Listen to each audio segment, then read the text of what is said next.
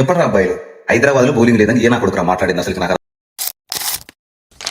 మామ అందరికీ నమస్తే. అయితే నిన్న హైదరాబాద్ మ్యాచ్ అసలు ఎంత భారీ విజయంతో గెలిచిందో మీ అందరికీ బాగా తెలుసు. అయితే దీంట్లో ఒక విషయం ఏం జరిగిందంటే, మ్యాచ్ కంటే ముందు ఒక మీటింగ్ జరిగింది మామ. ఎస్ఆర్హెచ్ ఒక మీటింగ్ జరిగింది. ఆ మీటింగ్ లో ఏమైందంటే, మన వరుణ్ ఆరోరా ఎవరైతే బౌలింగ్ వచ్చినాడో వరుణ్ ఆరోరా ఒకటే ఒక మాట ఇచ్చాడు అనమాట వాళ్ళకు.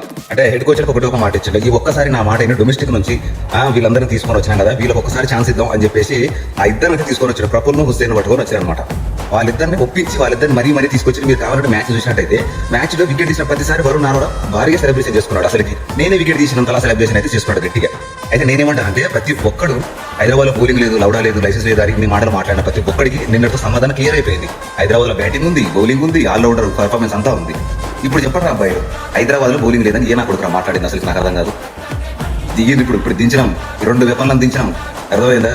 ఈ హైదరాబాద్కు బ్యాటింగ్ కూడా ఒకలేదు, బౌలింగ్ కూడా ఒకలేదు. ఏం అసలు ఏం బౌలింగ్ రా నాయన, అది నిజంగా నాకైతే ఫీజులు ఎగిరిపోయినాయి తెలుసా.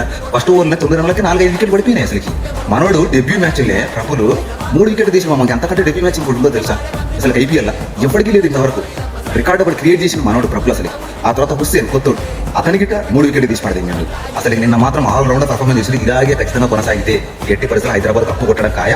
ఆ తర్వాత నెక్స్ట్ మనోళ్ళు 300 లోడింగ్ అని చాలా మంది అంటారు, కాబట్టి నేను గిట్ట అదే చెప్తా, అప్కి బార్ 300 లోడింగ్.